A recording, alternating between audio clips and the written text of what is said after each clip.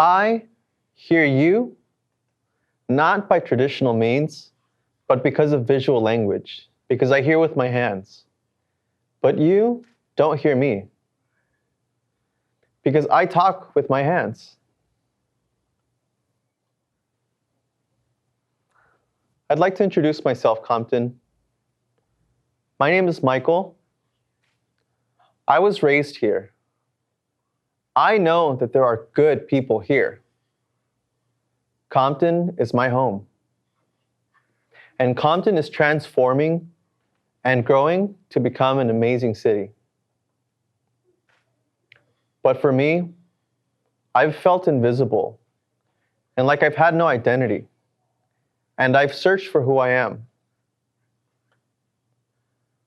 I believe that Compton needs to become more inclusive and have accessibility for everyone like me.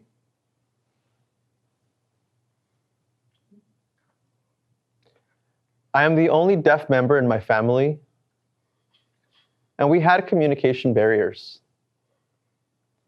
My parents are from the West African country of Ghana. And because of their cultural beliefs, they never felt sorry for me. Never. They treated me equally with my siblings. But I knew that I was different. And I had no one to guide me or lead me. And I lacked sound, and I lacked identity. And I was searching for who I am and to be a part of my community. I'll admit that when I was younger, I used hearing aids. And they were the old clunky kind that used to hang from your neck. You have to remember that this was the 80s and technology was ugly back then. When I went to school with my hearing aids, kids would make fun of me. They would bully me and tease me, and I didn't like it. I felt hurt, and I felt bad. I knew that I had a sense of humor, and so I thought, well, why not? And so I remember one day, I started acting like a robot when they were teasing me, and all the kids started laughing. And that's how I started to make friends.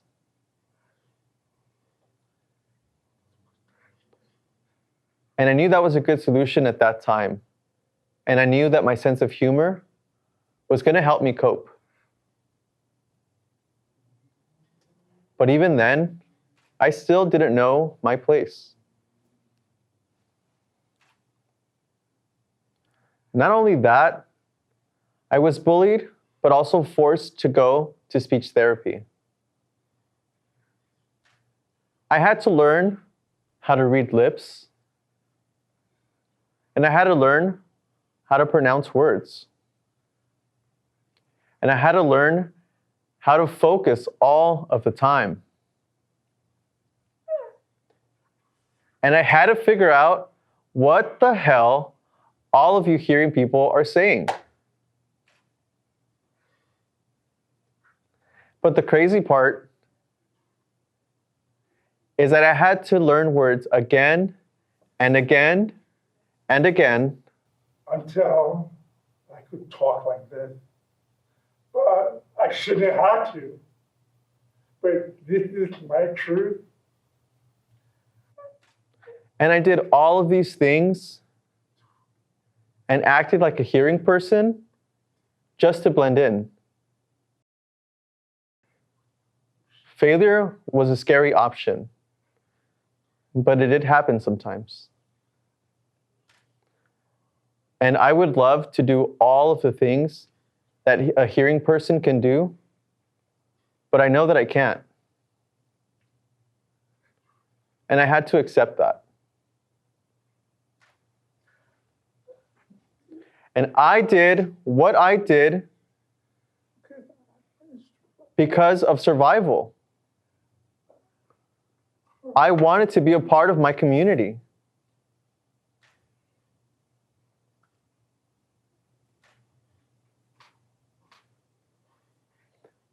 I remember wanting to join the high school basketball team. I love basketball, and so I wanted to join. And I approached the coach to ask him, and the coach responded with, "Why do you want to join the team? There's no place for you.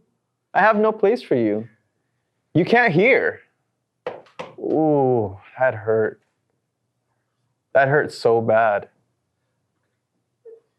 Remember, I was young, and I'm trying to figure out between my Black identity, my African identity, and my deaf identity. Where do I belong? Oh.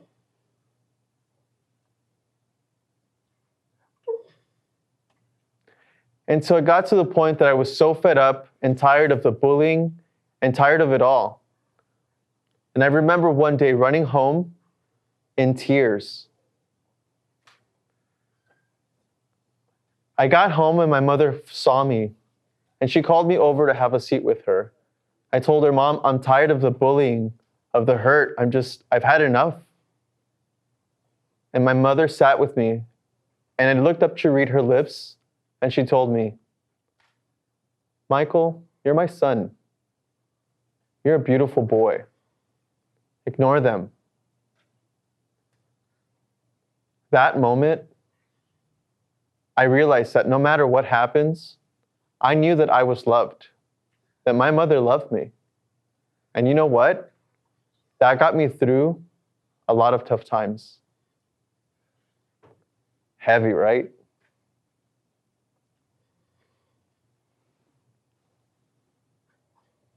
So I had finished high school, and it was time to get to college.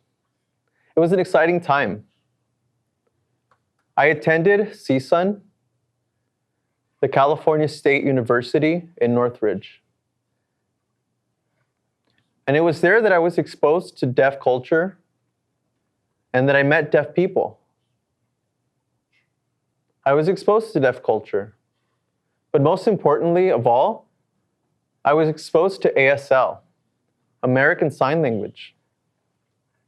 And it was like, oh my God, I can see the words. Oh my God, I finally have found my identity. I know who I am. I was so happy.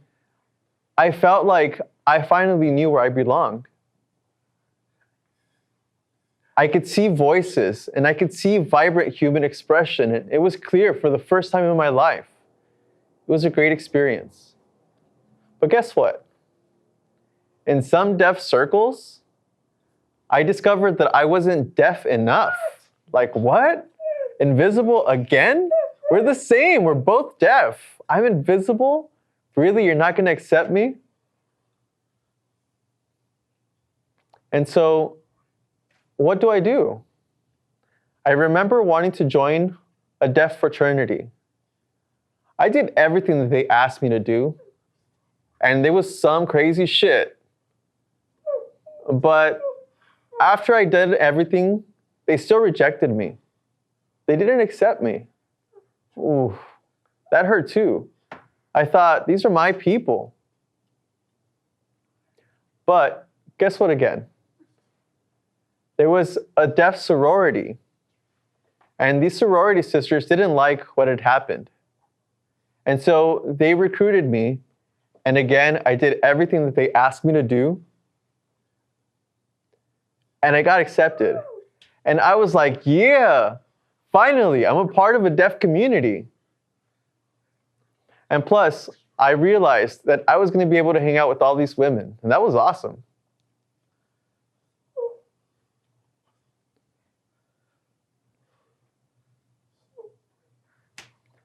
So with my newfound knowledge in ASL, I wanted to become a leader and a bridge builder between the deaf and hearing worlds.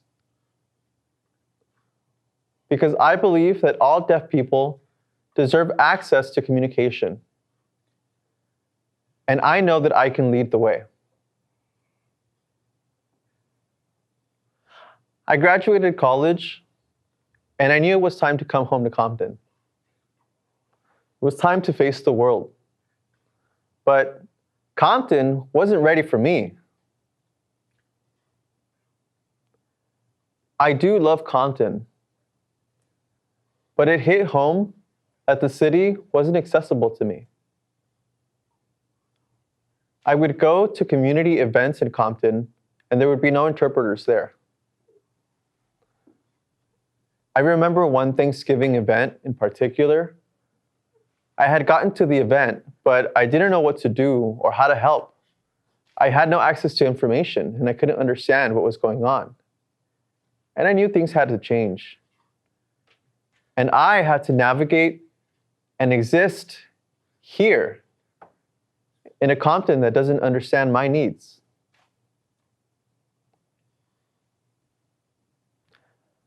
I remember driving late one night and seeing blaring lights behind me. It was the cops, and I was being pulled over. I was so nervous. I'm a black man, and I'm a deaf man, and the cop has no idea that I'm deaf. Ooh, I had so much anxiety, and I was paranoid. The cop came over and started talking to me, and I couldn't understand because the lights were so bright. I couldn't read his lips, and I was nervous. And I knew things had to change. I knew things had to change so that we can prevent confusion,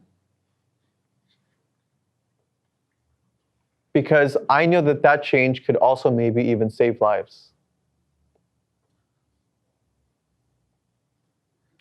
So Compton, I want you to be great. I challenge you to provide interpreting services for all Compton events.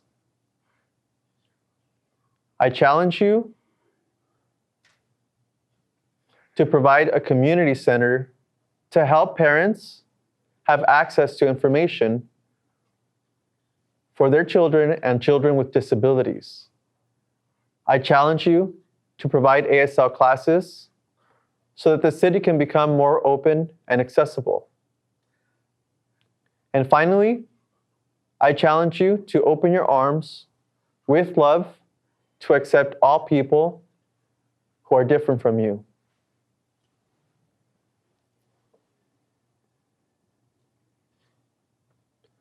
Compton, my deafness isn't a barrier. My deafness is an advantage. And it's part of my identity. My passion is to be true to myself. And in doing so, inspiring young people who are struggling with their identity to learn to love themselves and embrace who they are.